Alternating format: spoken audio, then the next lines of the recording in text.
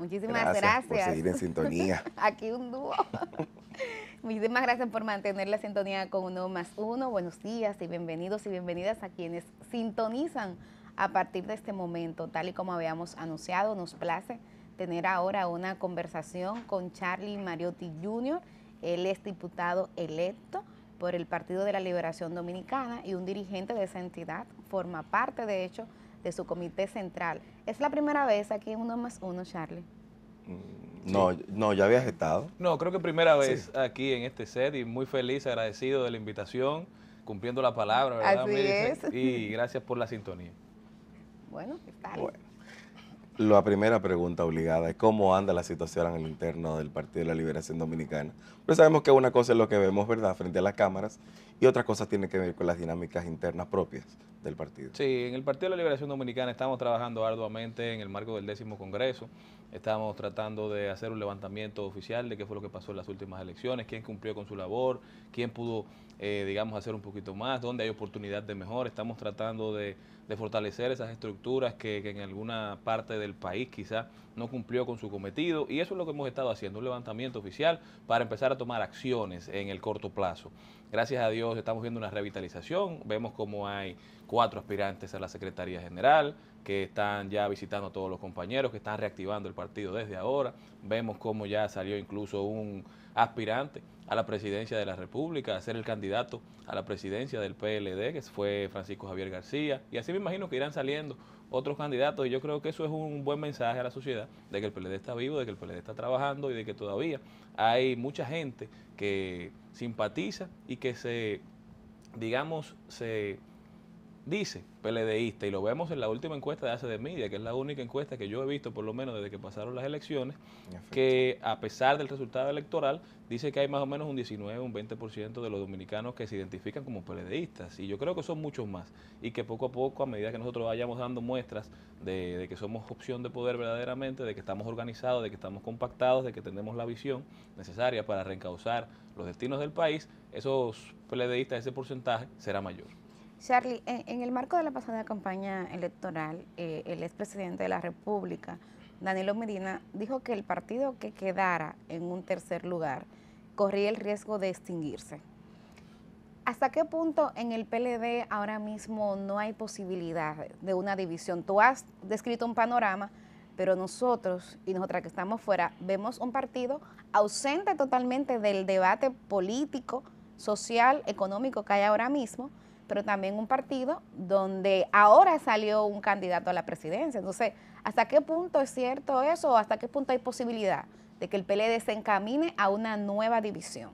Yo creo que hay varios liderazgos bien maduros dentro del PLD. Es natural que se den tendencias, ¿verdad? Es natural que algunos liderazgos vayan consolidando a su alrededor diferentes militantes, y de la disidencia es que nacen las grandes construcciones, digámoslo así. Entonces nosotros creemos mucho en el centralismo democrático, pero esa es la imposición de la mayoría, del consenso. Pero siempre habrá personas que piensen diferente, y eso es bueno, porque de lo igual no nace nada bueno.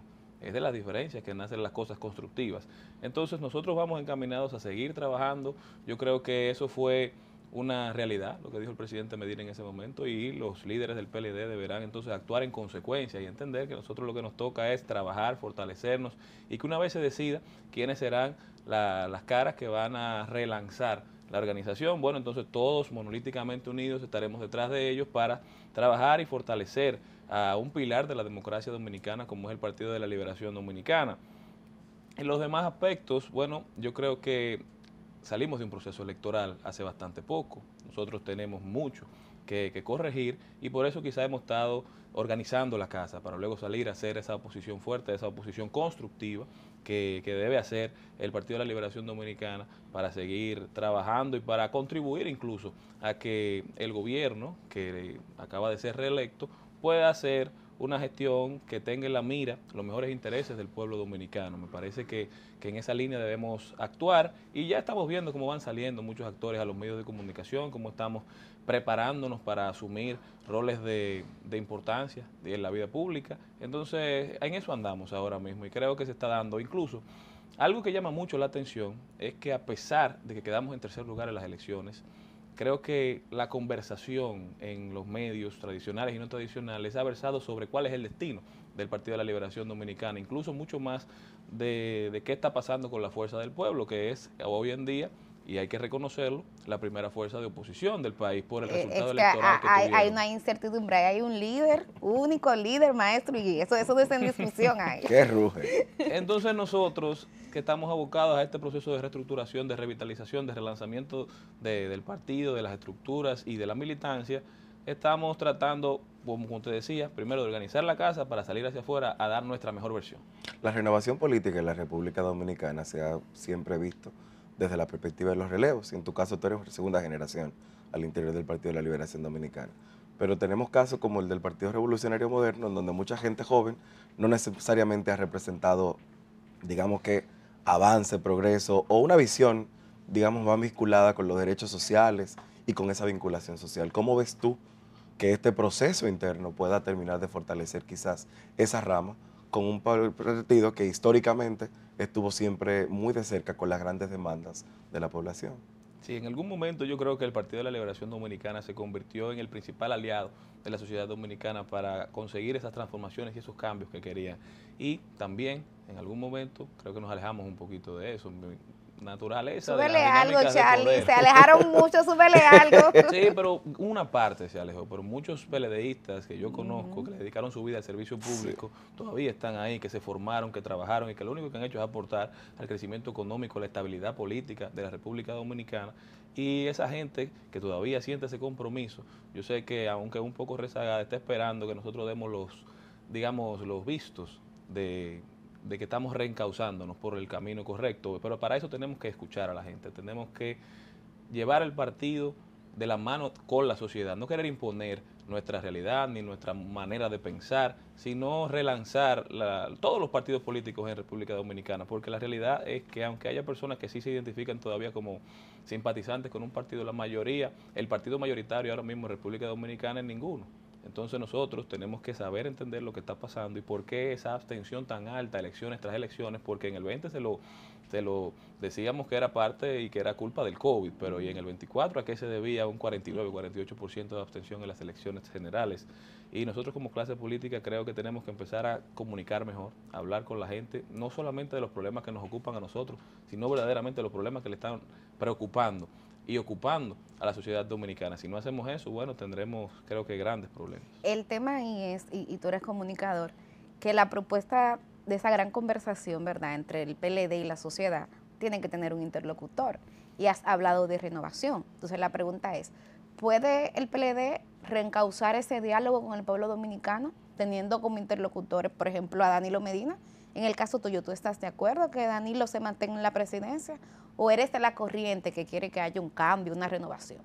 Mira, yo creo que hay que esperar que el mismo presidente se pronuncie. Bueno, ya él dijo que no iba, que no quería hace unos días ir. dijo que no quería ir, sin embargo se han dado situaciones y para que Danilo Medina no sea el presidente del PLD, una de las cosas que debe pasar es que salgan otros aspirantes. Entonces los demás miembros del comité político, no frente, sino simplemente que haya otra opción. Danilo es el líder del PLD, es el que consolida la mayoría del liderazgo en torno a él, pero yo sí creo, o así lo pienso, que para ser el líder tú no necesariamente tienes que ser el presidente de la organización, aunque quizás sea lo que convenga, y eso ahí así lo ha decidido el comité político y gran parte del comité central, que al final son los que entienden y tienen los mejores intereses del PLD en el centro de sus decisiones. Yo sí creo que nosotros tenemos que buscar más interlocutores para comunicar con la sociedad, para poder establecer ese diálogo constante, no solamente para que nos escuchen, sino también para que nos hablen, porque uno tiene que sentarse, uno tiene que escuchar sobre todo para crear esas políticas públicas que puedan cambiar de manera real la vida de la gente.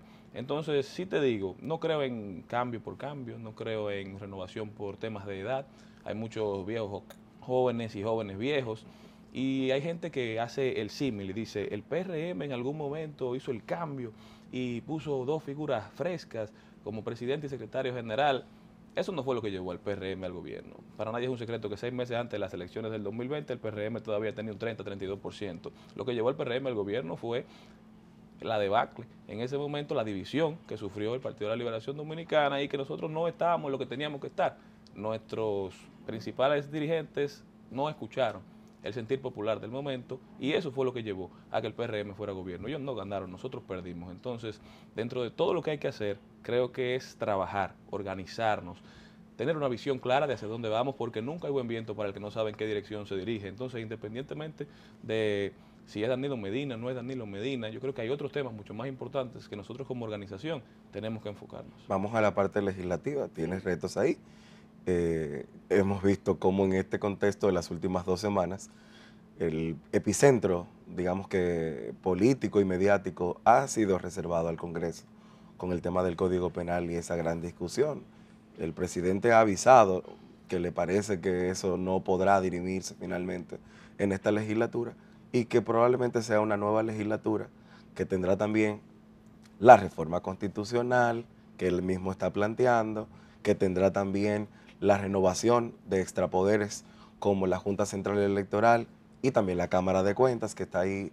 ¿Cómo te preparas y cómo ves tu participación en ese contexto? Bueno, desde la campaña venimos preparándonos porque sabemos que el próximo Congreso será uno bastante complejo, ¿verdad? Donde se harán muchas, digamos, llevarán a cabo muchas conversaciones que pueden tener impactos muy positivos para la gente, pero también que pueden tener impactos muy nocivos. Entonces nosotros, yo soy parte de una bancada pequeña, humilde, ¿verdad? ¿Cuántos diputados? De 13 diputados. 13 diputados. Que estoy seguro que jugaremos un rol muy importante de oposición constructiva, que trataremos siempre de que si hay algo que no va de la mano con los mejores intereses del pueblo, entonces nosotros seremos esa voz de alerta que tratará de que la gente se dé cuenta, se involucre y que entre todos hagamos esa construcción de una oposición para mejorar las leyes que salgan de fruto del consenso del Congreso Nacional. El PRM tiene 146 diputados, es decir, tiene mayoría absoluta.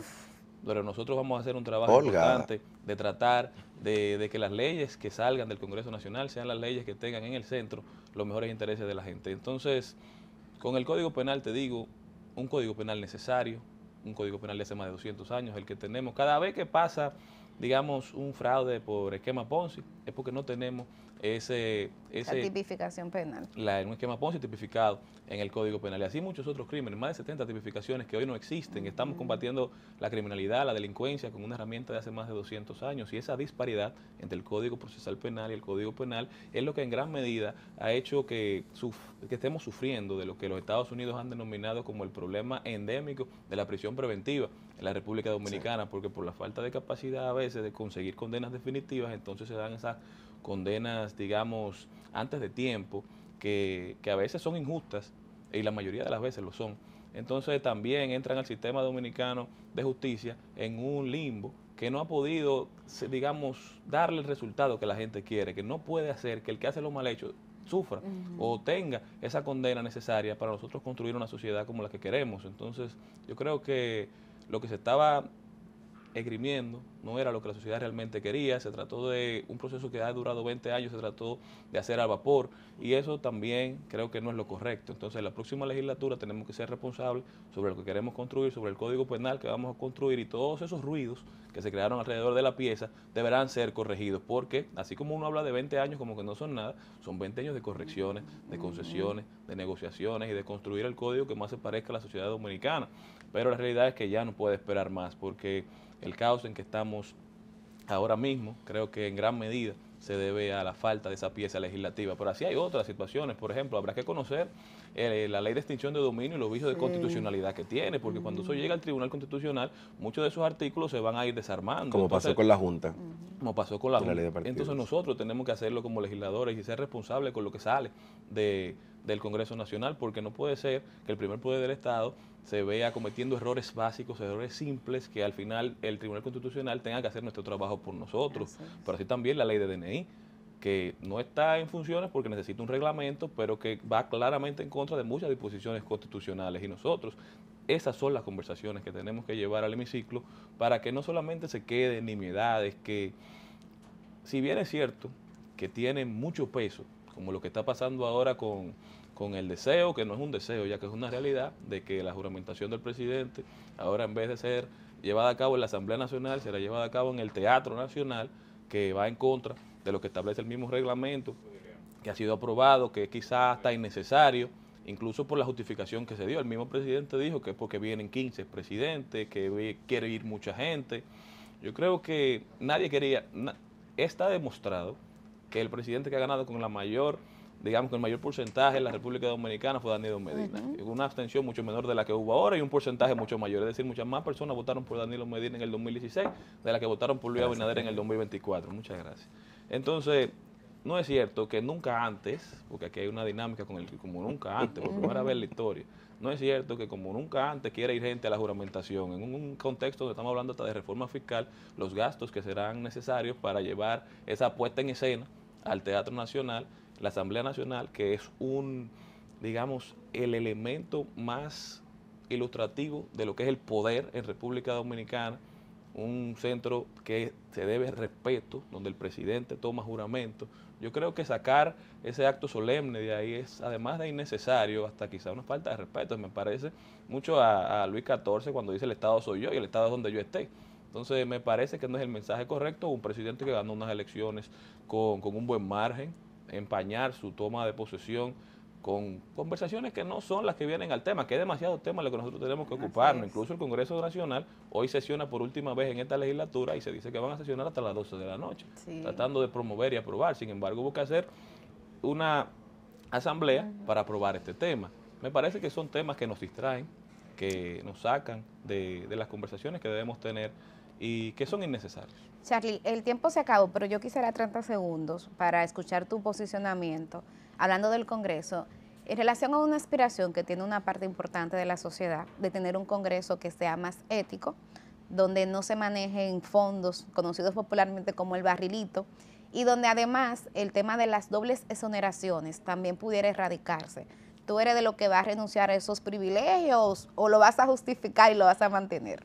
Mira, ahora yo creo que lo que se ha hecho, aquí hay mucha gente con necesidad en el Distrito Nacional, aunque la gente crea que aquí está los popis. Tú eres diputado de la circunscripción 1 del distrito, ¿eh? Que así es, y es una circunscripción bastante diversa, donde hay de todo, donde hay mucha necesidad también. Entonces nosotros hemos sido responsables con nuestra visión y yo no te voy a decir una cosa por otra porque al final nos debemos a un grupo, no somos parte de un cuerpo colegiado y la decisión que yo tome quizá en detrimento de la gente a la que yo pueda llegar, lo que quiero es hacerlo de la manera más transparente posible, que sea de la mano de la gente, que no sea una locación particular, sino que podamos conversar y entender qué se está haciendo, cómo se está haciendo y a quién está beneficiando, porque aquí lamentablemente hay mucha gente que necesita de demasiadas cosas. Bueno, pues ahí la conversación con Charlie Mariotti Jr., diputado electo por el Partido de la Liberación Dominicana y miembro del Comité Central de esa entidad. A él lo veremos desfilando con más frecuencia por aquí, por Uno más Uno. Gracias, Charlie. A ustedes no se vayan muy lejos, tenemos otra conversación en pauta, esa con Alex Mordán, director del programa Oportunidad 1424. Quédese con nosotros.